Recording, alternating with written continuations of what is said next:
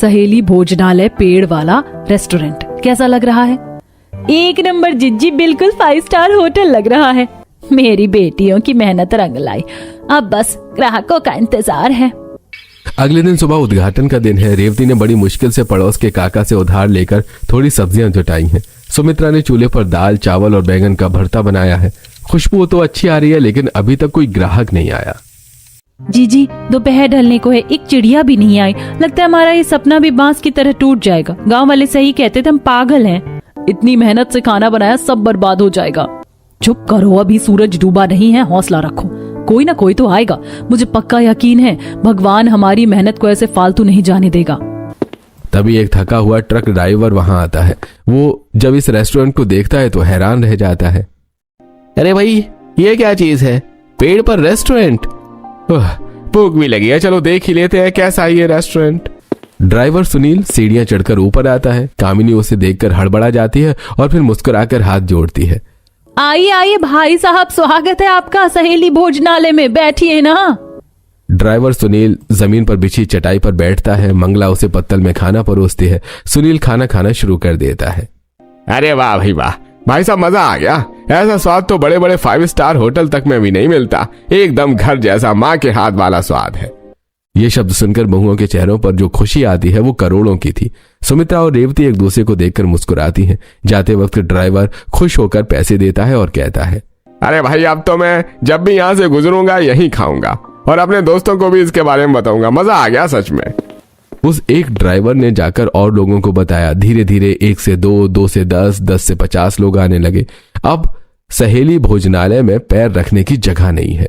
अरे ओ मेरी सुपर देवरानियों, अब कमर कस लो। सुमित्रा, तेरे हाथों में जादू है तो तू रसोई संभालेगी। खुशबू ऐसी हो कि ग्राहक खिंचा चला आए। कामिनी, तू अपनी मीठी मुस्कान से गेट पर स्वागत करेगी। ग्राहक को ऐसा लगना चाहिए कि वो रेस्टोरेंट में नहीं ससुराल में आया है। मंगला, तू सर्व करने का काम करेगी। रफ्तार ऐसी रखना कि खाना ठंडा होने से पहले थाली में। ललिता, तू सजावट और सफाई देख। मजाल है जो एक मक्खी भी अंदर आ जाए। चमेली, तू पत्तल और बर्तन का मोर्चा संभाल और मैं थोड़ी पढ़ी लिखी हूँ तो गल्ला और हिसाब किताब मैं देखूंगी ताकि कोई हमें चूना न लगा सके। चलो अब दिखा दो इस दुनिया को हमारा दम। ग्राहकों की भीड़ बढ़ती जा रही थी। लोग खाना खाने के साथ साथ पेड़ के ऊपर बैठकर सेल्फी ले रहे हैं, वीडियो बना रहे हैं। गांव वाले जो कल तक हंसते थे अब नीचे खड़े होकर ये सब देख रहे थे और जल रहे थे। रात का समय था। ठाकुर गजेंद्र सिंह अपने 2 लठैतों के साथ बरगद के पेड़ के नीचे खड़ा था। अरे इन 2 टकों की औरतों की इतनी हिम्मत कि ठाकुर के सीने पर मूंग डलेंगी। चढ़ो ऊपर और ऐसा तहस नहस करो कि कल सुबह ये रोने लायक भी ना बचे। तोड़ दो सब कुछ। लठैत ऊपर चढ़ते हैं और तोड़ा फोड़ी शुरू कर देते हैं और तोड़ फोड़ करके वहां से चले जाते हैं। सुबह जब सभी बहुएं वहां जाती हैं और अपनी रेस्टोरेंट की ये हालत देखती हैं तो हैरान रह जाती हैं और रोने लगती हैं। हाय राम, ये क्या हो गया? मेरा चूल्हा, मेरी मेहनत, किस पापी ने हमारे पेट पर लात मारी? हाय मैं मर गई, सब बर्बाद हो गया। सब खत्म हो गया जिज्जी, सब खत्म। हम गरीबों के नसीब में सुख गया ही नहीं। भगवान भी अमीरों का है। मुझे पता है कि ये सब उस ठाकुर ने ही किया होगा। उसे ही हमसे सबसे ज्यादा जलन हो रही थी। अब हम क्या करेंगे? राशन भी गया, बर्तन भी गए। अब हिम्मत नहीं बची अम्मा जी। लगता है वापस भीख मांगने के दिन आ गए हैं। खबरदार, जो किसी ने आंसू बहाया, रोने से क्या होगा? चूल्हा जुड़ जाएगा। अरे गिराने वाले के हाथ में से पत्थर होता है लेकिन बनाने वाले के हाथ में हुनर होता है। पर माँ जी, उन्होंने सब तोड़ दिया। तोड़ने दे, वो चीजें तोड़ सकते हैं, तुम्हारा हौसला नहीं। अगर वो 100 बार गिराएंगे तो हम 101 बार खड़ा करेंगे।